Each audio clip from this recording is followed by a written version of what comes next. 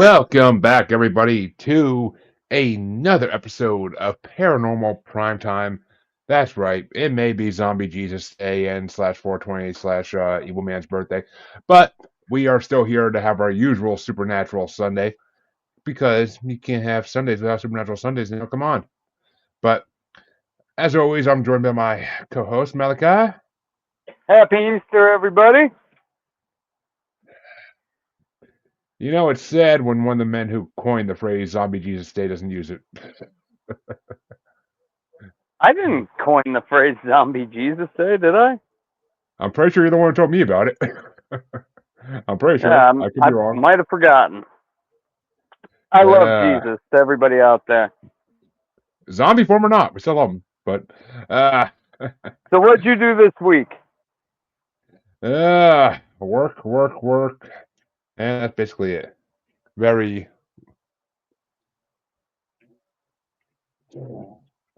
Bland. very, very slow week for podcasting. Didn't do much of it, but I gotcha. I did my it's first stand-up comedy. oh boy, oh boy. Yeah, I buddy. actually would, I actually would love to see that because I guarantee it's hilarious. But, I think my wife's buying it, but we're gonna have to change the day too, because there's open mics on Sundays, so I'm gonna be hitting those. no, all right, yeah, we can do that. But. All right. Well, folks, tonight's a special night in another way, too, because we are finally hitting season 2 of everybody's favorite supernatural show. And, well, Malachi gets the odds, so he can start us off with the first episode of season 2. Okay, so I think the last episode was written by Eric Kripke as well, and then this was directed by Kim Manor. I think they teamed up on the finale and the start of this show or this season. But that Kim Manor girl, Jeremy would like because she was a writer on X Files. I know that name, yes. Okay, so we're starting off season 2, episode 1. In My Time of Dying. And this is the first ever, season premiere for another season, and it starts off big, huge recap. We've got something from every episode, it looks like, pretty much. And then once this badass recap stops, the music dies, and then we end on last week's episode, fucking Trush destroying Dean's car, which is sad. And then a yeah. demon rips, huh? Yeah, it's sad, but it don't last long, so it's all good. Well, to throw lemon juice on the cut, the first actual scene we have the truck drivers turned into a demon, and he rips the goddamn door off of Dean's truck, and Sam's driving. Everybody else is fucked up in the back, and Sam's got the gun saying, try me, bitch. Right? That's your last bullet. Try me, bitch. Um, Then there's an airlift, which I thought was pretty cool. That was a cool like switch to scene, actual like airlift. There's fucking cops and paramedics and people all around. They get airlifted away. And Dean wakes up. This is where it's cool. Dean wakes up and he realizes he's in an empty hospital. And he's wandering around for a while. And then he finds nurse lady or whatever the hell you'd call the receptionist lady down in the bottom, and she is not responding to him. So this is the first time it clicks into his head that he is a ghost. Um, so then he walks back to his body. Sam's there, and they both say, "We'll find some hoodoo priest to put mojo on him." So Dean says it first, then Sam says it. And Negan doesn't think they'll find anybody, which is like, I mean, this is a big fucking episode, I thought. I know It's huge. It's a huge episode, yeah. yeah. So it seems like Negan or John doesn't really want to. He's more worried about fucking ending this demon than he is about saving Dean. And the first thing he asks after this discussion is, "Where's the Colt?" So Bobby's towing the Colt from that impound yard back to Bobby's place, and the Colt's in the trunk. And Sam meets Bobby with a list that his fucking dad gives him. And let me see here. What's going on, The, Harley? Thanks for watching. Sam asks about the kids like him. And John, this is like a first part of a big plot. So Sam asks, before he goes to get the list filled and get the car and the Colt, he asks his dad, "What about the other kids like me?" And we know that the dad's fucking lying. The dad says, "I have no idea," but we know that the dad knows. Um, and then when Sam gives John the list, or not John, Bobby the list, Bobby's like, "This isn't to ward off demons. This is to fucking summon a demon, boy." And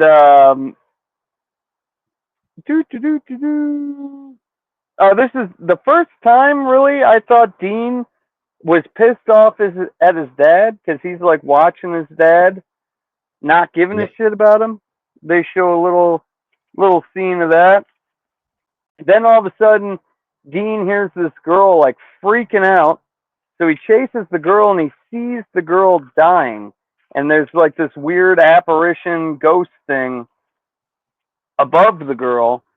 And then Dean and Sam and the dad get back, and they're fucking fighting over Dean and over John not giving a fuck about Dean. And then Dean flips a fucking glass off the counter, and then he starts glitching out, right? So he runs back, and that fucking poltergeist thing is hovering above him, and he manages to like grab it and get it the fuck out of the way.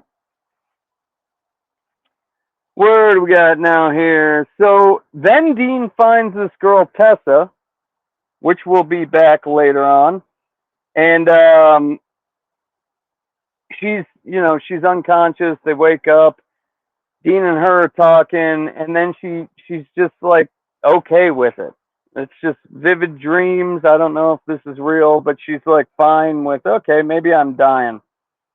And there at that same time, you can kind of see Dean, or Sam sees Dean out of like a glitch when Dean's dying on the table, which they do reference, but I did see that in some of the teasers.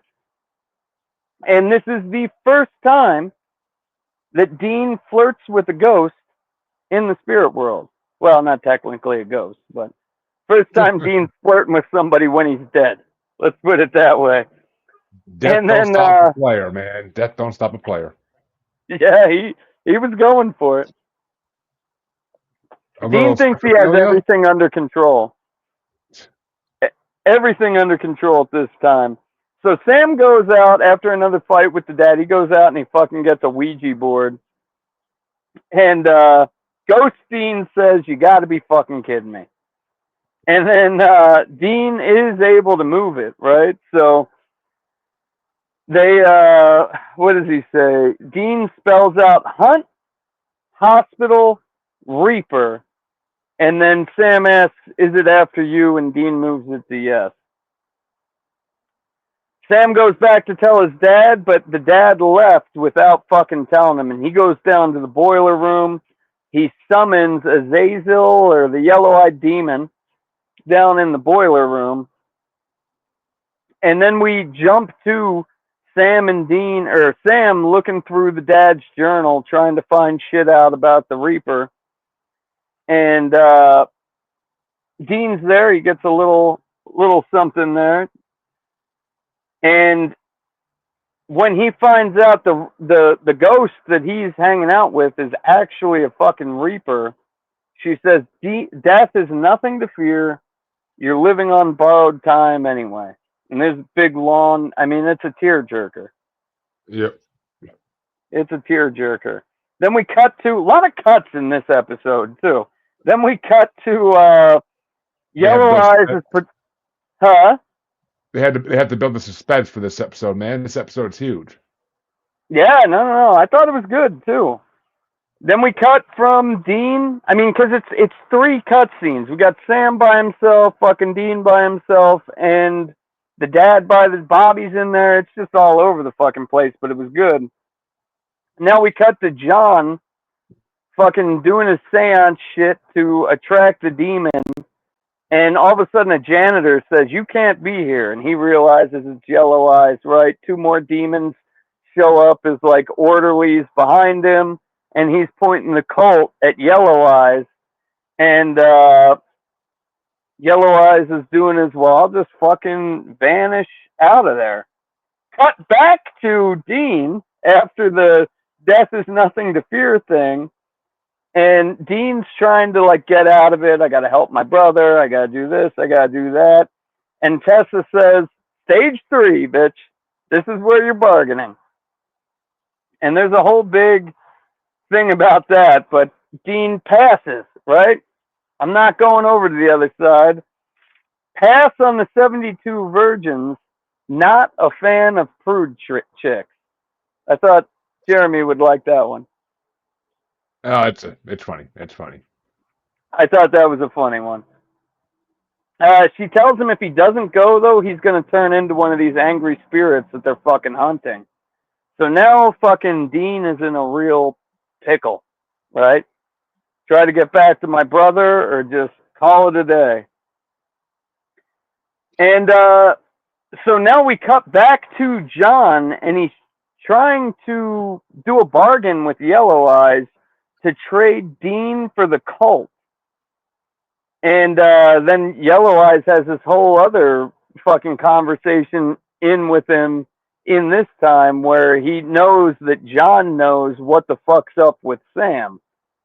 So this is like real soap opera at this time. And then we end that scene with Yellow Eyes wanting more than the cult. John, we're assuming Yep. at this time. And I think this is the first time we ever see them do a like Crossroads style demon bargain. It's the first time we see a demon deal. Yeah. Yeah. So as Tessa's trying to take Dean, Yellow Eyes possesses fucking a Reaper, which I don't know comes back into continuity later on, and then just brings Dean back. It's the first time you. It's the first time we learn that high-ranking demons can take over Reapers. Okay, yeah, because I mean, there's a big later on. We'll get into something else. We got to remember this continuity purposes. But when Dean awakes, he doesn't fucking remember anything, and then John and Sam immediately start fighting in the hospital. And this is when John, they're wondering if he's possessed, because he's like, "Can we just not fight, kids? Can we just have this moment?" And that's when they ask, "Dad, are you all right? Like, what the fuck's going on? You were possessed before. You possessed now, you son of a bitch?" And then fucking John tells Sam to go off and get coffee. And he has a little talk with fucking Dean and tells him about putting his hand on his shoulder, and he cries like a bitch, and there's a whole big fucking scene there. And he says, "Watch out for your brother." And he whispers something in his ear that we don't know what it is yet. I was getting to that part. Secret telling. There's secret telling time. And then it cut to John giving Yellow Eyes the Colt. Then Sam finds him dead on the floor. We see John give him the Colt. Next scene, a lot of cut scenes in this one. Sam's walking back with the coffee. John's dead on the floor. And the time of death was 10:41 a.m. I don't know if that had any relevance to it, but I wrote it down. And that's it. But I got some fun facts. Let me know what you think of the episode first. I watched this episode for the second time today because I watched it for last week, even though someone didn't.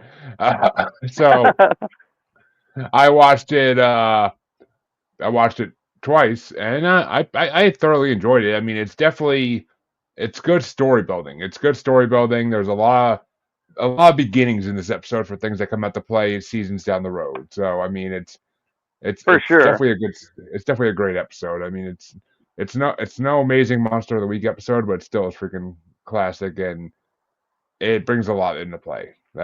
I can't say more without ruining things for people, so I'm not going to. But it definitely brings a lot of things into play. What did you rate it? Oh, I mean, it's easily a 4.5 out of 5, easily. It's Yeah, I would agree with that. necessity. It's a necessity episode. And there were a lot of cutscenes, but everything was done well. It was super suspenseful the whole time. Like you were interested. It just didn't have that thing to put it at a 5 out of 5. I If mean, that it's makes sense. in my mind, it's also you kind of need John to die. The show is not going to continue on the way it should if John keeps living because his sons need to come into their own. So it's And he's got to they do can't Walking Dead. and well, not for years and years later, but this I mean the show just it wouldn't be the same if he stayed alive for much longer because otherwise it's just a daddy son drama. That's all it is until he dies. So the story needs to go on and become more supernatural, shall we say? Yeah, and he'll get his own spin-off later on, which wasn't as good. And got canceled after one season. Yes. Okay, so let me get these fun facts going. We got 3 minutes and 35 seconds on the flip. So Supernatural were too much of pores to afford Led Zeppelin songs, but they had that whole classic rock thing going on, and they really wanted to like incorporate Led Zeppelin. So they titled this episode "In My Time of Dying" after a Led Zeppelin song, which is kind of big because it's like the first episode of season 2. Yep. Thought that was worth mentioning. And then some of these, not the whole hospital scene, but some of the hospital scenes were actually recorded in an old psychiatric hospital in Vancouver. Which Mm. why not just record them all in the boiler room? I couldn't see of like any unused fucking. It all looked clean to me. I don't know. Yeah. Uh, Another thing, when Negan said, "You fight and you fight for what's right and you never give up," that was all improvised. He forgot his lines and they fucking kept it. Not a ton of like Easter eggs in this one, but Lindsay, There actually was. not what I found. I got these 5. Well, I didn't. I'm not gonna lie and say I caught this right away, but I looked it up online, then watched back to the scene to catch it, and I was like, oh yeah. But around the 19-minute mark, Dean and Tessa are talking, and a message comes over the intercom calling for Doctor Kripke. Oh, that's cool. That's the writer in this episode, right? He's the one who It's created the whole thing too, it's a right? creator. Kripke created some of the greatest TV shows ever made. So yeah, but Okay. also basically, I mean, and you didn't mention this, but Dean fucking makes a reference to the movie Ghost when he says, "I straight Swayze that mother." Yeah. I fucking I left my ass off when he did That's that. when he pushed the fucking glass off the table there. Yeah, I hate that fucking movie, dude. I never actually seen the whole thing, but my mother freaking loved it when I was growing up. So, Yeah, no, that's why I but hate it too. I got a but couple more. Tessa, the fucking Reaper, which will come back into play. She was in Gilding Light. I'd never heard of that one, but she was also in One Tree Hill, and are I you sure you don't remember mean that one. are you sure you don't mean Guiding Light? Yeah, maybe Guiding Light. I never heard of that one. It's a hospital show. I'm pretty sure. I forget. Yeah. It's a soap opera. I'm pretty sure. I never watched it, but And then One Tree Hill, I remember hearing about. I never saw that. But last thing I got on this episode is Tessa's character doesn't really resemble like a Western fucking Reaper. It's more of the Charon, Thanatos, like ancient Greek crossing the river Styx shit going on there. So, Uh, and that's still kind of it's the closest Reaper she is to. Let's put it that way. and another little trivia thing I did find: the name on John's insurance card is Elroy McGillicuddy. Okay. It's a I Love Lucy reference because McGillicuddy is Lucy's maiden name. Oh, okay. That one's I never kind of would have known digging that. deep too. I never would have known that if I didn't look it up. Trust me, but there's no way in hell. I've watched a fuckload of I Love Lucy, but yeah, I would never I don't I known don't that I either. don't know if they I don't know if they were freaking said it in I Love Lucy, but I've seen a lot of those episodes. But I only got but one real note on your episode, so I'll let you go for it. oh yes, please do let the Juggalo handle this episode because it's kind of necessary. Oh, I need Yeah, a and I've cigarette. got some bad news for you when you're done. I mean, honestly, you should want this episode too, being a carny. But uh Different thing. I but uh this episode, folks, is called "Everybody Loves a Clown." Second episode of season 2.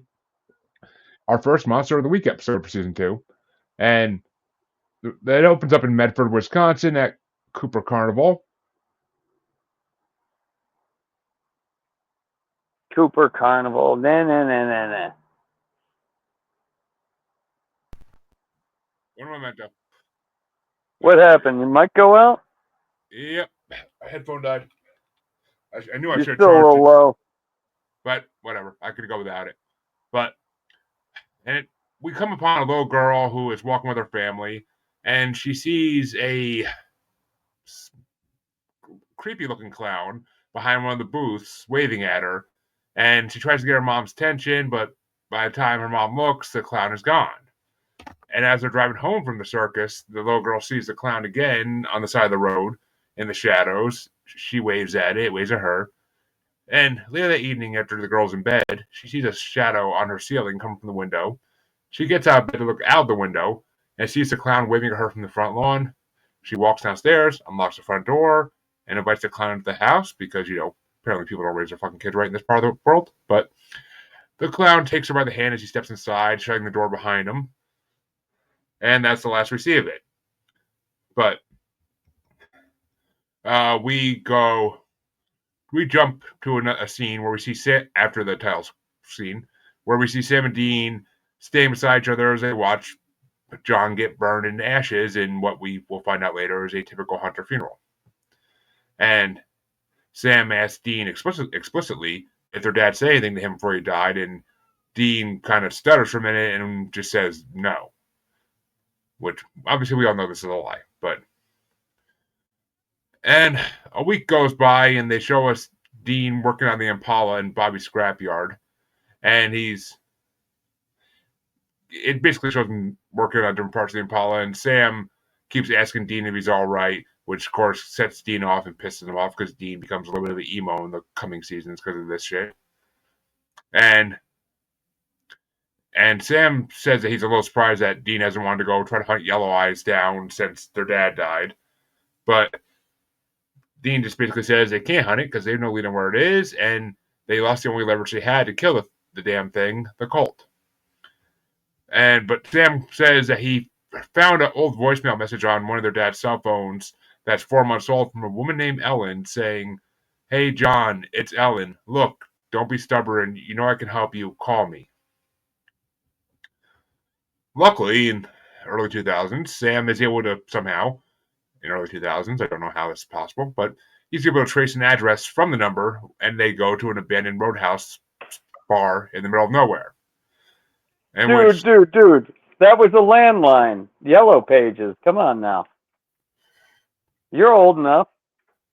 I would think it was a cell phone if you called John's cell phone. They didn't say it was a landline. You don't know shit. No, she was home base. It could have been a cell phone. They were cell phones back then. But And the funny thing is that Sam and Dean are driving a minivan that was Bobby's right now because the Impala's so busted, and it humiliates the shit out of Dean, which is hilarious. Not even just a minivan, but like a wood paneled fucking like station wagon looking. I don't even know. That was like 1980s piece of shit, worst minivan ever created type thing. Yep. But the boys go into the bar, and the only person that they could see is someone lying on the pool table, and they appear to be knocked out cold.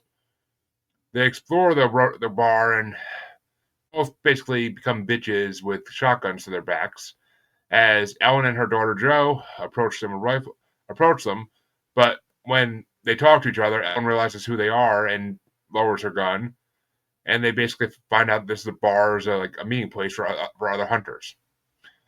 They tell Ellen about their dad's death, and once they tell him, she tells them that the guy on the table, Ash, who's passed out, can help track the demon.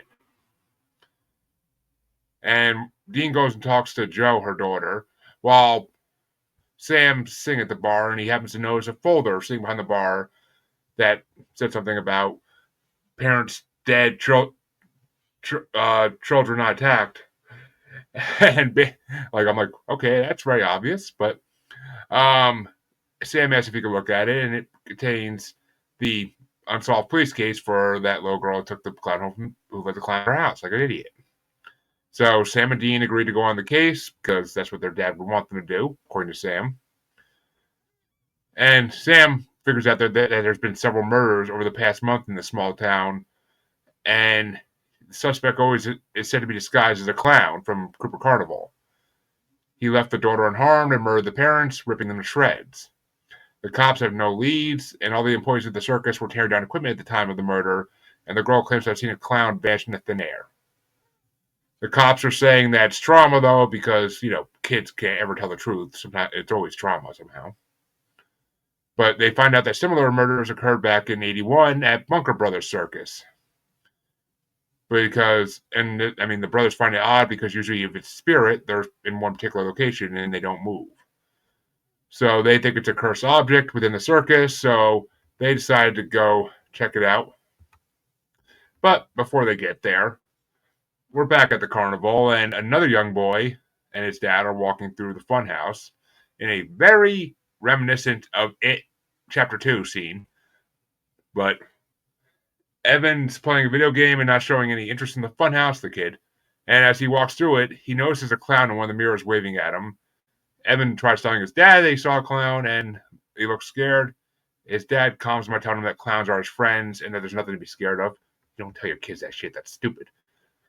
But during the night, Evan walks into his parents' room, waking his dad up, and says, "Dad, you were right. He is my friend." And his dad looks up to see the evil clown standing at his bedside holding Evan's hand, and the dad starts screaming. Because, parenting tips in this show, man. The parenting tips are right on cue. But, what are you talking about? You're one of them jug of hoes. yeah, but You're in down with the clown or whatever they say. I would never tell my child to let anyone dressed like a clown into my fucking house, though, at night. Good advice. Good advice. But they know better.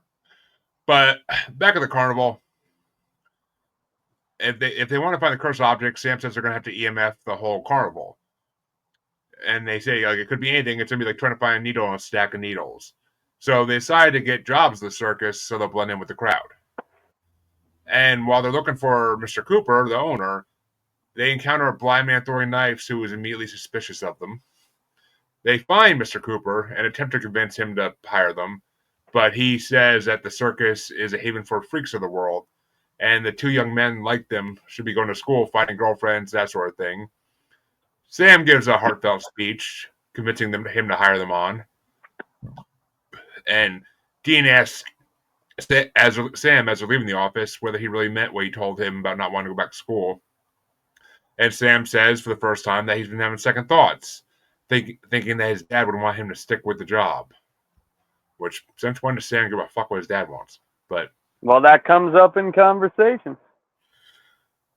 Yep. And So the jobs we see them getting is literally picking up garbage at the carnival, which important job, but No, which is not the fucking first job you get. Let me tell you, the first job you get sucks dick. You literally, gotta set everything up. literally or metaphorically. Both. Both. Sometimes, the boss, when he wants something, you gotta make sure it happens. But the boys are picking up garbage, and they had their EMF meters in their inside pockets of their coveralls, and they're not finding anything. Nothing's popping up really. And when they are at the fun house, they happen to hear a girl say to her mom, "Look at the clown." And they look to the spot where she's pointing, and they see nothing. So they believe that the little girl is going to be the next victim. They decide to stake out her house that night just to make sure. While watching the house, they see the girl open the front door and take someone invisible to them by the hand and walk upstairs heading for her parents' room. They manage to break into the house in time to stop the clown and fire a few rounds of rock salt at it, but the clown manages to escape, and the girl's parents, terrified and furious, yell at Sam and Dean to get out of their house, which that was so badly planned. Like, you had to what the hell was their plan when the parents woke up? They had no plan for that. I would have told him, like, hey, dude, ask your daughter. The clown is not a fucking mistake. Like, she saw it. We killed it. That's why we didn't kill your daughter. Don't call the police for 10 minutes. That's the funny thing, is that the daughter literally says, like, "Mommy, they shot my clown friend." Yeah, I know. But What would you do if you woke up and that was the scenario? Like, you just woke up and there were gunshots in your house and two big old fucking jack dudes there. Like, you got your daughter safe. I'm pretty sure I'd be calling the cops regardless, just in case I'm not worried about what they're there for. But it's and this is actually funny. This is the first. Sam and Dean ditch the minivan beside the empty road because they are fearing that the girl's parents saw their license plates. So they take the plates off the van and put it in the bushes. Wouldn't do that with Dean's baby. They would change the plates. Yeah. But as they're walking down the road, they have an emotional moment. And Sam confronts Dean about his strong silence toward the dad's death. And Dean, pissed off even more, says he's okay. And the next person that asks him if he's okay, he's going to start throwing punches at. And Dean says he finds it weird that Sam spends his entire life fighting with John, and now he wants to do what he thinks John would have wanted. And Dean says it's too little, too late. So Sam calls Ellen, and while they're walking down the road, and asks her opinion on what this killer clown is. And she says her best guess would be that it's a Rakshasa, which is a race of Hindu creatures that take on human form and feed on human flesh. They can make themselves invisible. It is real. That is a real Hindu demon. It's in Hindu mythology, it is a real malevolent demon or evil spirit. But actually, apparently there were good and evil Rakshasas. They're not all bad, but they're from Hinduism, Buddhism, Jainism, and folk Islam.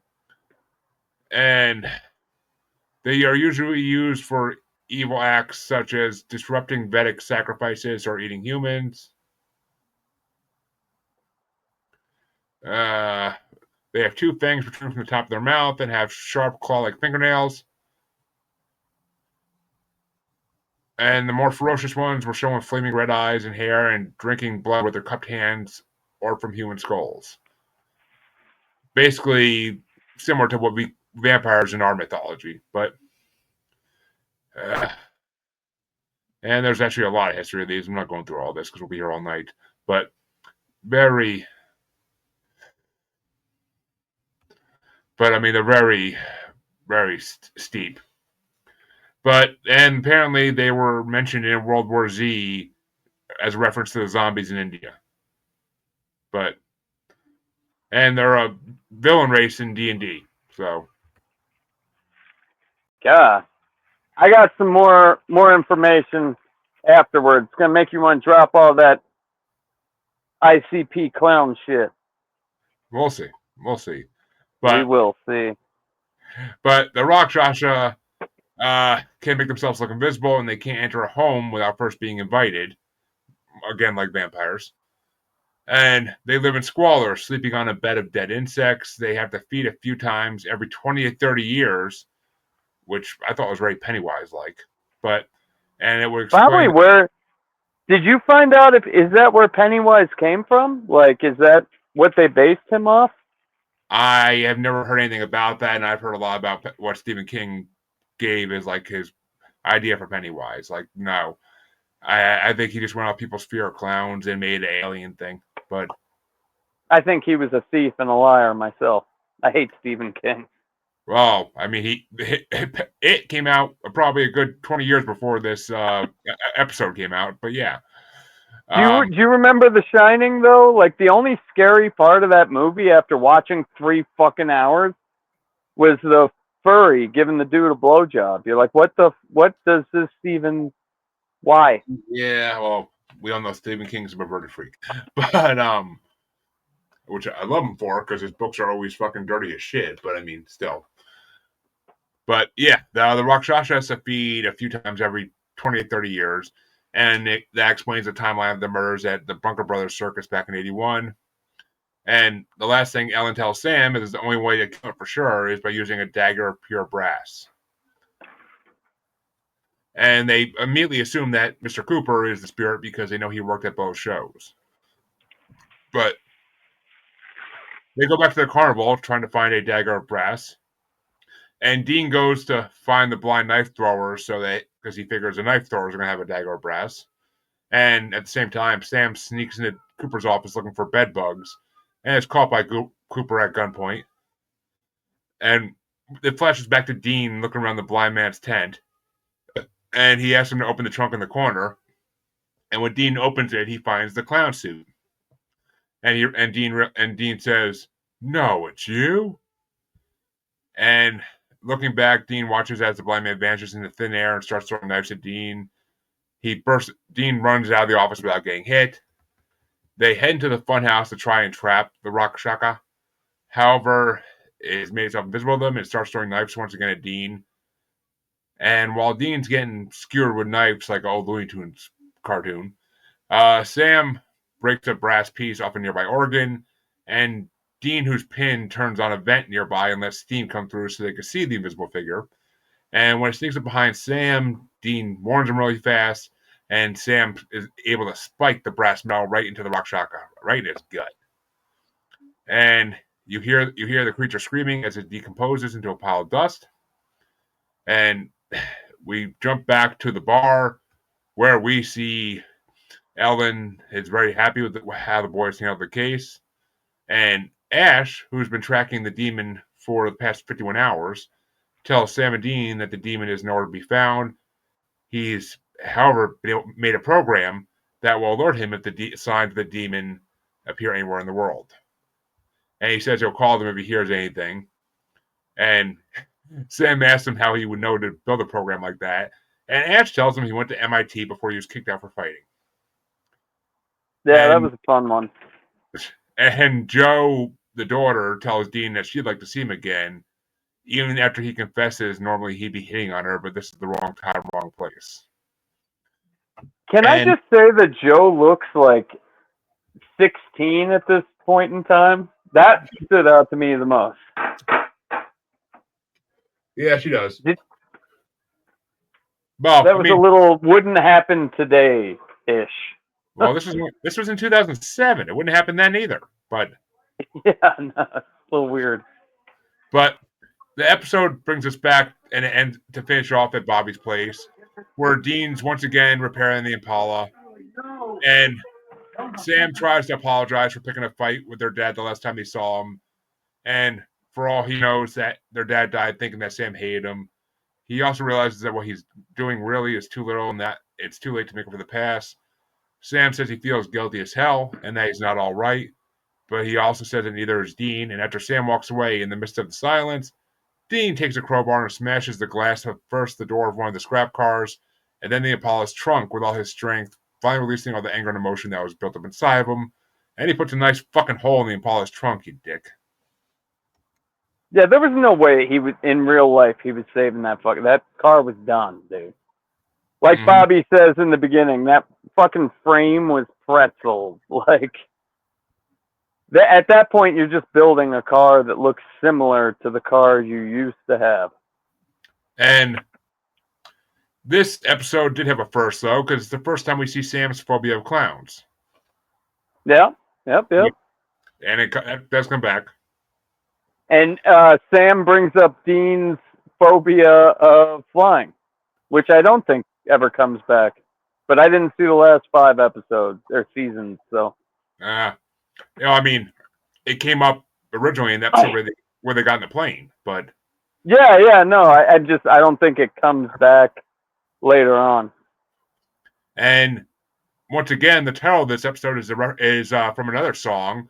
It's "Everybody Loves a Clown" is a song by Gary Lewis and the Playboys.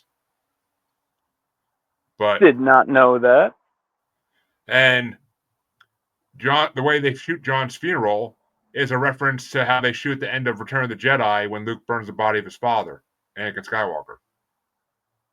The way they shot it from behind like that, where the boys are watching the body burn. Okay. But which I kind of thought that, but I wasn't 100% positive until I looked it up. And the Rakshasa was actually featured in the 1974 TV series Kolchak the Night Stalker, which was one of the first paranormal shows ever on TV. And the writer of this episode, John Shaban, wrote for the X-Files as well. And Ken Kramer, who played Mr. Cooper, appeared in 3 X-Files episodes as different characters. And Chad Lindbergh, who played Ash, also appeared in an episode of X-Files. So this was an X-Files heavy episode. But God. Never watched it.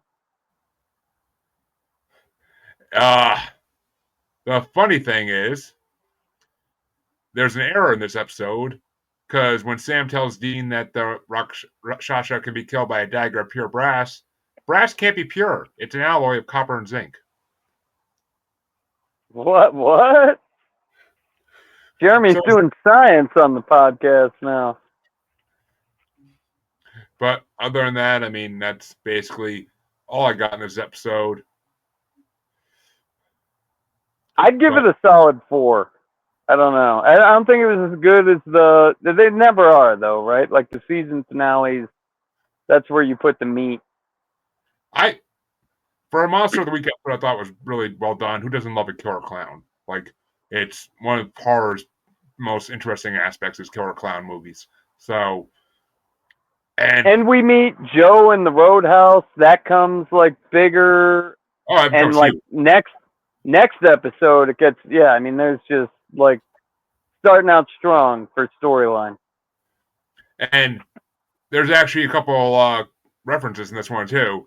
Because I love when Dean says to Ash, "You gotta be kidding me! This guy's no genius. He's a Leonard Skinner roadie." And Ash makes a reference to Joe Dirt when talking about his hair by saying "business in the front, party in the back."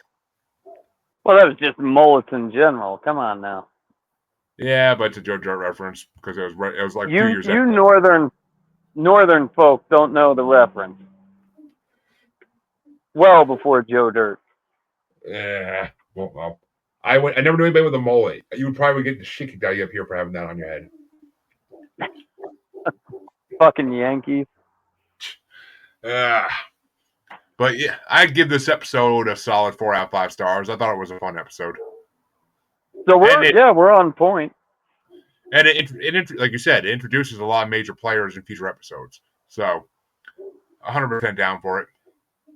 And that's all we got tonight, folks, I believe. No. I have a reference here, my friend, if anybody's still watching. So there's a guy named Paul Stobbs, and you should check out his podcast. He's a British fella. But he wrote I don't remember exactly what the book is, but it's weird because I had read it or listened to the fucking podcast where he's promoting this book like 2 days ago, and he actually referenced your episode. But he wrote this book that is DMT, or not DMT, it's Nephilim are clowns, and this gets out there, fellas, if you guys want to see it. But it's like the DMT jesters you see, all the fucking Native Americans, everybody who tries to summon these spirits, they're actually summoning clowns. And he went in detail about the Rakashana, and all clowns, so Joker, It, all of this shit, they always have it in pop culture. So we are summoning demons, your ICP shit, summoning demons so they can drink beer and eat steak through us. And Jesus wouldn't like that. It's Easter, so throw all your clown shit away. And fucking like read the book or listen to what he says about it. Another flawless promo by Malachi there, folks. But and that sounds like somebody I would actually really love to talk to, because that'd be hilarious. But yeah, you should try to get into contact with him. He's also got this thing about Satan's little season, so they lied to us about our timeline. He didn't come up with it, but like, I don't know if you've talked to anybody about that, where the Dark Ages, we have no history from the Dark Ages, and really the rapture already fucking happened, and we are living in Satan's little season now. And it'll end, but I mean, if you do the time math with 1776 and a quarter of a season, 1,000 years, we might be, things might be getting better. If you believe that's possible. No, I mean, that theory is not that far out there. I've heard that theory. But there you go, folks. There you fucking go. There's your conspiracy theories for the day. But Zombie Jesus approves. But come back next week.